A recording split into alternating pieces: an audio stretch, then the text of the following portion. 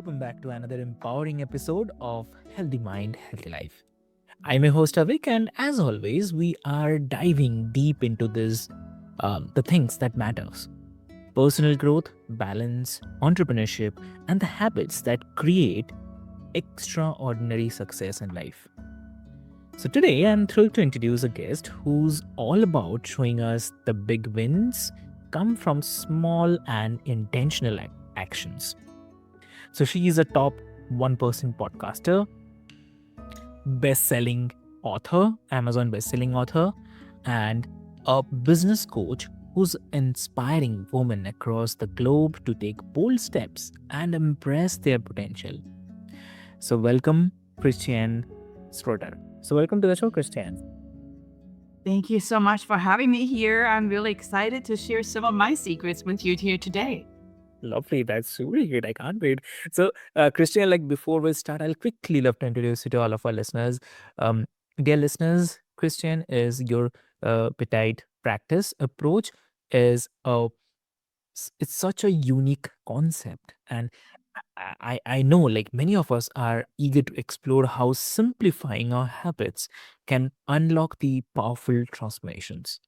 So let's dive in into how this philosophy can help us achieve the balance and the success in both the life and the business. So, welcome again to the show. So, Thank you so much. Yeah. yeah, and so you have described the Petit practice as focusing on small, consistent changes. So, what inspired you to develop this framework? Like, was there a kind of defining moment in your entrepreneurial journey when you realized that scaling back could actually lead to bigger results? Yes, I think we all experience this at one point or another. We are all busy individuals. Yeah. And what keeps happening in our life is that we keep adding on, right? We keep adding on, especially as we are looking into starting a new year. Maybe New Year's resolutions always mean I'm going to add more healthy habits. I'm going to eat healthier. Maybe I'm going to work out more. And all this means that in your already strapped schedule, you're essentially just adding something else on. Mm. So what we have to do instead of adding things on that will take up a lot of our time is that maybe we create smaller time schedules in our day. That these smaller time schedules, and I call them petite practice, allow us to do smaller habits in more intentional moments that actually on a repeated basis, or what I call consistent basis, lead to bigger results. Yeah. Lovely. That's really lovely. And also like when you first experimented with the smaller practices, what were the biggest challenges you faced? Like did you ever feel the urge to go back to the hustle and grind mentality? Oh, yes, every day. I have to be honest with you, every day, right? So Yeah. I have children. I work a full-time job as a professor teaching innovation and marketing, and I run my own coaching business. Mm. So it is very tempting to just say, all right, we are just going to push wellness off the plate. Or maybe instead of eating healthy, we are just going to grab fast food because, as the name says, it would be faster. However, I cannot de-emphasize how important that is, especially if you have children or if you are a role model, whether that's your clients or your students that you see in the classroom, that you kind of like reflect back, what's my why? Why am I doing this? I'm doing this to lead a healthier and happier life. I don't need to make this complicated. Really simple steps is really what will lead to the biggest results. And that's essentially when sometimes in those moments when I'm completely overwhelmed and stressed, I just say, all right, am I overthinking this right now? Yes, I think I am. And then I just come back to like, all right, let's just make this really basic right now. And I think that sometimes, especially with eating healthy or working out, we tend to overthink it. And that is really when we put a lot of stress on ourselves and when habits really fall to the side. So- And also, like personal development often comes with its share of self doubt and fear as well. So, how do you help your clients navigate that emotional resistance, especially when they feel stuck or maybe overwhelmed by their goals? Mm. Yeah, overwhelm is a true, I'd say, concern. And I think what really doesn't help is then when you look at social media, especially with AI generated images, that it sometimes seems everybody is doing well. Everybody seems to be eating healthy and working out and looking good. And it's just me who is stuck in this never ending loop of not feeling great, not eating great, not having time, not having money. And I think that we sometimes don't see enough behind the scenes, that behind every creator, influencer, celebrity, there's also this person that struggles with the exact same issues. Mm. Procrastination is not something that just affects people that are already time strapped. 95% of people procrastinate. 85% of people push the snooze button in the morning when they try to get out of bed. So it's not really an isolated issue. It affects all of us. And I think that sometimes when we are really overwhelmed or when we feel that moment of inferiority or maybe a little bit of the imposter syndrome, that we tend to forget about that. Yeah, quite true. Definitely. And then, like, so what's an example of a small or kind of manageable action that you'd recommend when someone is completely paralyzed by the fear or uh, uncertainty? Yeah. Yeah, so right now I'm in my office and just outside of my office, and I'm going to open this door and I'm going to leave this recording here today, is my shoe shelf. And on the shoe shelf, I have my sneakers. So, do I need to make this complicated to add a little workout after this recording session here today? No. I'm going to go and leave this room.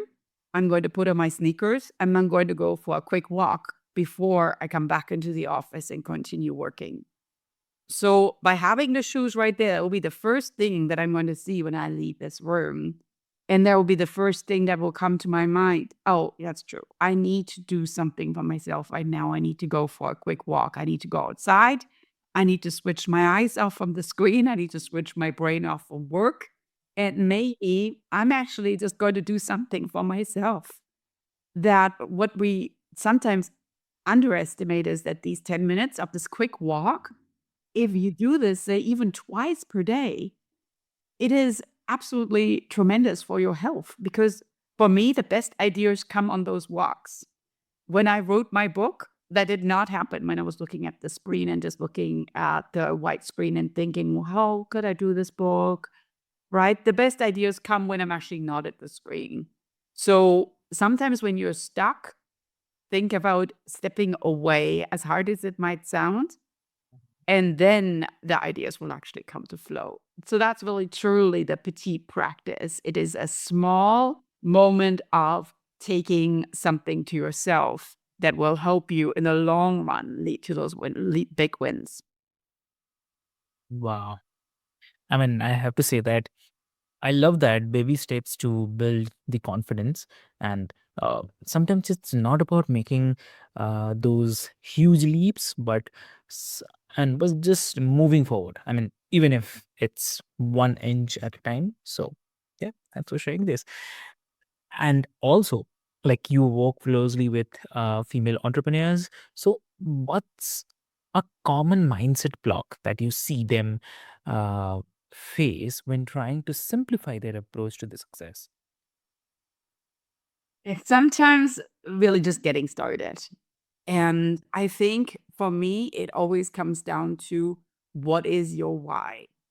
You have to think about why are you going to start this habit? Mm, Because if your mindset is not in the right place, yeah, I could tell you all day long to start walking or to start eating healthy or to start drinking more water. But you need to figure out for yourself of why this matters to you. And then we are speaking the same language. Otherwise, it's just like me, like blah, blah, blah, like in Peanuts when the speaker, the teacher speaks and you don't even know actually what the teacher says. Like, blah, blah, blah. So it's essential that you figure out this is my motivation. And when you have your motivation plugged in, then I can help you and break down your goal into these petite practices, into these small attainable steps. And I can honestly tell you, and I'm always getting really emotional about this, the result of my female entrepreneurs is absolutely incredible. However, as I say, you need to want to do this, right? And then we can really see those amazing results. Just saying like, I don't know, and I don't know that I really want to do this, etc. You need to be on board, and when you're on board, then we can essentially take that ship and we can start smooth sailing. Yeah, exactly. And I mean, uh, like, what role does mindfulness play in this? I mean, do you encourage your clients to reflect regularly as they implement their appetite practices? For sure. Yes, it is super important because to me, as a coach, I like looking forward, of course. I like looking at the future. We like, in February now, we like looking at the end of the month. We like looking at February, we like looking at March and planning activities out that will happen over those, say, next 6 to 8 weeks. What really happens and where we really see the biggest differences is when your mindset, when you're looking back. When you're looking back at the past year, at the past, say, 30, 60, 90 days, and you start writing down what you accomplished. Because frequently you're like, oh, my last year, it just wasn't doing good. I didn't accomplish much. And I'm like, okay, okay. But I've had those feelings too. Where sometimes at the end of the day, I tell my children, I don't even know what I did today. I don't even know. That was a complete waste of my time. But then what I do is I have to sit down and I have to look at my day and I have to look at my schedule and I have to actually be honest with myself and write down, so what did I actually do? Did I really not do anything? And then all of a sudden, this keeps growing. So the mindset here creates this self-motivation, this high five in your mind, if you want, that the small intentional moments when you sit back down, look at what did I accomplish 30 days ago, 60 days ago, 90 days ago, and all of a sudden you're like, I'm like a tremendously accomplished individual. I can't believe how productive I've been. And that is that small moment where you didn't even take out hours of your day, maybe 10 minutes to look at your calendar, where all of a sudden you got that little fire. And then you're like, all right, let's do it, right? And then we keep moving. Tremendously important, the mindset. Exactly. Very true. Yep. And like, definitely, reflection is powerful, and I feel that when we slow down to really access where uh, we are making the progress, we can see the magic in those small actions. So definitely, it's a mindset shift, but one that leads to the big rewards. So definitely.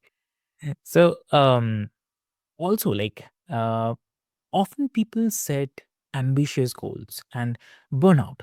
So when they can't maintain them, definitely. So how do you ensure that the habits you teach to your clients are kind of Mm, sustainable over the long time? mm. Yeah, so burnout definitely happens, and it sometimes is because you're setting yourself unrealistic goals. Right? You're maybe procrastinating until the last minute, and then you kind of like nearly do it by, oh, hold on. We're trying to do what here? Right?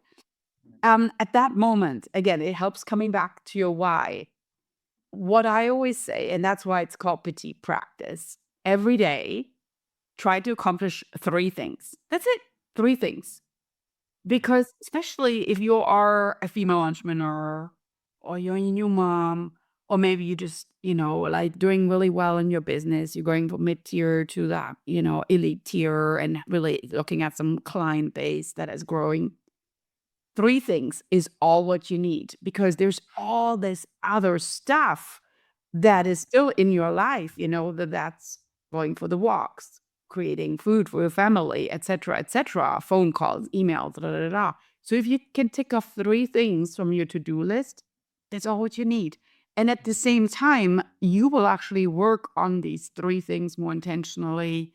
You will be more purposeful, and you will also feel you're not just, like, you would use that word burnout, but that's essentially what it is. You're not just jumping from one activity to the other and really not doing anything right. So per day, three things. I couldn't care less whether your to-do list still has 33 other things on it. On the next day, three things. And see how I'm chunking out that petite practice, three and three and three, because frequently you feel when you write down 19 things per day and then you look back and you're like, well, I actually really only did one or two anyway. So why did you even write down 19 things then, right? So be realistic. You can write all these things down on a whiteboard on a big to-do list, but on your day-to-day basis, three. That's all what I'm asking for. Exactly. Understood.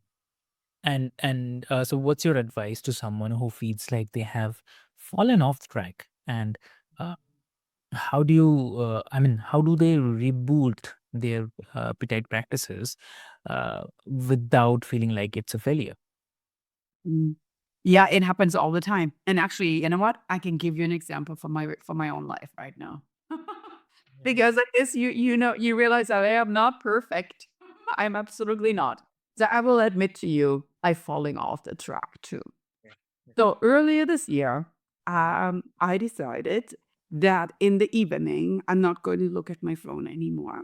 Okay. I have this habit, and you can tell by the word petite practice, it's French, that I love France, everything related to the language. So every evening, I have this habit of practicing my French language because I am fluent and I don't want to fall off the track and not be fluent anymore. So that's a positive.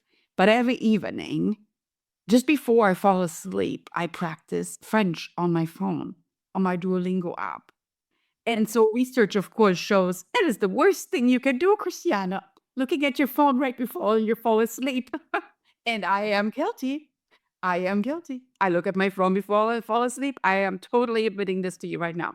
So what I realized was I need to stop this habit. This is not good. Mhm. However, I've done that like for about 3 years. Mhm. So it's nearly like you want to unroot a tree. The roots are pretty deep. It's hard. So I did 2 days where I didn't look at my phone in the evening, and now I did 2 where I looked at it again. And you know what? I'm not going to beat myself up tonight. I'm going to try and not look at it again. The worst thing when you fall off the tracks is that you stay off the tracks. And you're like, well, no, I'm already like 2 days behind. I may as well just not do it. It doesn't matter. This is not a competition, right? Just pick it back up. So I have no like set fear that if I am not going to do this over the next week or so, that I can't pick it back up mid of February. But I'm going to try, and maybe I'm going to tell my kids, if you see me holding my phone in the evening, you have to tell me. Maybe I have to build some accountability in my household here because that will also help. Or maybe I put myself a sticky note on my mirror in the evening when I look in the mirror. It says, Christiana, don't look at your phone. And that might already help. But right now, I am 2 days off and 2 days on, and I have to try in not looking at my French app in the evening. I have to just do it earlier before I get ready for bed. It's all right. We are all work in progress, and progress is still progress. We're not aiming for perfection here. Yeah, got it. Yeah. And so in your experience, how does aligning small habits with our personal values increase the I mean likelihood of success? Aligning personal habits without, excuse me, can you repeat that, please? Yeah, I'm saying like kind of aligning with these small habits, our personal values that increase the success. Yeah, I think that it if you again, to me, French is important. I'm lining that up with my personal value that I love the language, I love the country, I want to continue learning a foreign language. It will be successful. And I also want to model to my children. I want to be that role model that doesn't lay in bed with our phone in our hands. So that's another personal value, right? I want to be the mom that doesn't lay in bed and scrolls through Duolingo app. So tremendously important. And again, it's a small thing that I do this. And I think there are people that even have TVs in their bedroom. I don't have that. I don't have a TV in the bedroom. I actually really have no electronics in my bedroom. So once I'm done with my phone, I actually literally get up and I move it to my office, which is where all my electronics are parked.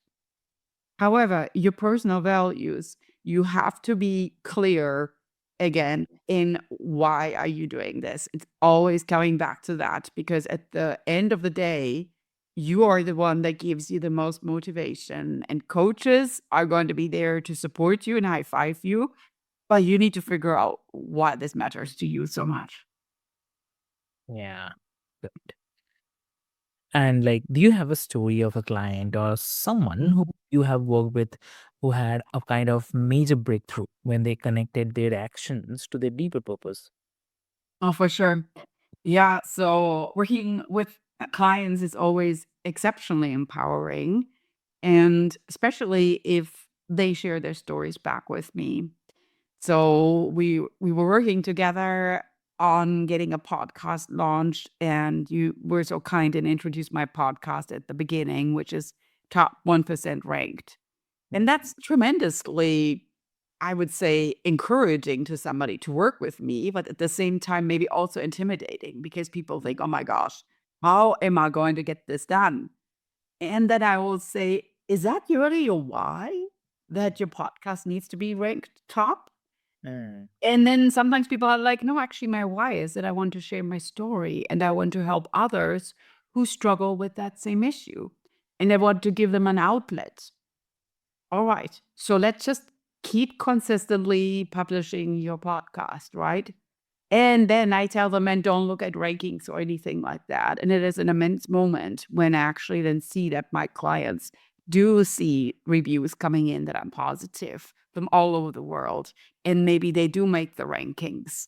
So sometimes really it's just not important to necessarily anchor your life around metrics, but rather anchor your life with regard to why am I doing this with my podcast? Oh, at the end of the day, it's because I want to share my story. I want to help others empower entrepreneurs. Well, let's just stick to that, right? Exactly. So, uh, like we often hear about the importance of balance, like, but balance can feel elusive, especially for the entrepreneurs. So, how do you define balance, and how does the Petite practice approach help us achieve it? Yeah, I actually like to use the word harmony in my life. Because whenever I think of balance, I think of like a teeter-totter on the playground. You know, my children used to play where like one side is up and one side is down. And you're thinking of like, oh, work-life balance. So maybe I have a lot of work, but not a lot of life. So I call it harmony. And I think of it more like a circle where there's all these various different things in your life. And you know, some come, some go, some stay. But you need to figure out when you look at this, are they all like playing nicely together? Is there a harmony? Is it actually something that creates joy, right? Yeah. And tremendously important if you are working from home and you are your own boss, right? You are your own CEO, you're setting your own balance, as you use that word. So you need to create boundaries, starting with your calendar and creating harmony in blocking off time for yourself. And I know that's so tempting to just go back, back, back, back with meetings that are all related to work, but my calendar is all color coded. So I have my work is green, right, for money. And then I have other little colors that I'm using that I'm scheduling very intentionally in between that are for myself. And those are the PT practice moments when I may be going for a walk, when I may be drinking some tea, when I may be stretching. And that is important because I think that that creates more harmony. Plus, it looks gorgeous. When you look at my calendar, it's like this rainbow of colors right there. Instead of looking at it all green, all work, I actually have a harmony, like a little rainbow going on there. Very true. Yep. And okay. And one more thing is like, uh, I mean, looking ahead, how do you envision the future of Petite practice, uh, which is evolving? So, what's next for you and your mission to empower women globally? Yes, I'm actually working on my second book. My first book is doing tremendously well. If you have not grabbed that yet on Amazon, How to Master Your Goals. And what I realized as I'm coaching now with my book, there's even more need to really tap into what I call your superpower, your unique skill set, or what we call in entrepreneurship, your unique value proposition. And so I'm writing my second book, which is called Discover Your Superpower and Deliver. So you want to tap into your superpower and then deliver your best self through your products, through your services, and ultimately lead to a profit making business or to an ultimate fulfilling life, right? So what's next is that I'm using that same concept in my coaching, in my book, but also really most importantly, of course, as I'm raising my daughters and I'm seeing clients every day, I hopefully tap into my little part of the world and I'm impacting people right around me and hopefully leading a better life and sharing that. Mm, understood. It's awesome, really awesome. And if you had to give one key takeaway from our conversation today that listeners could start applying immediately, then what would it be? Yeah, start with your why. Hmm. Really think about deep down, and that might be stepping away from a screen for a second, not looking at influencers on social media, just your why. Why are you actually doing this? What's your true motivation in what you're currently doing?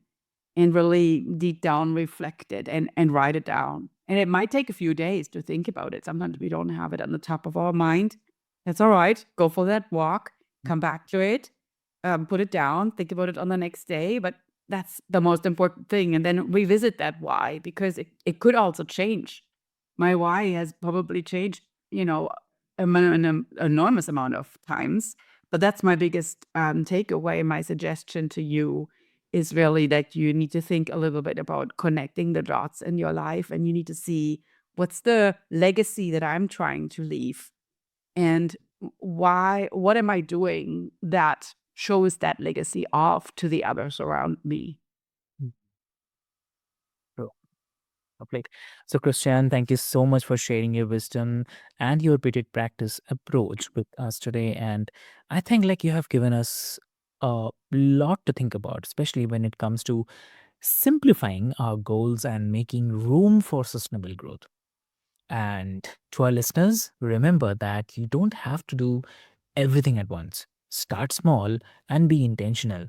And uh, trust that those tiny steps will lead you to the big results. So, if today's episode inspired you, I encourage all of you to connect with Christian and learn more about her work. And if you have enjoyed this conversation, share it with someone who might need a reminder that progress doesn't have to be overwhelming. So, until next time, stay intentional, stay balanced, and as always, stay healthy in mind and the body and the life. So, this is your host, Avik, and I'll see you on next episode of Healthy Mind and Healthy Life. Till then, thank you so much.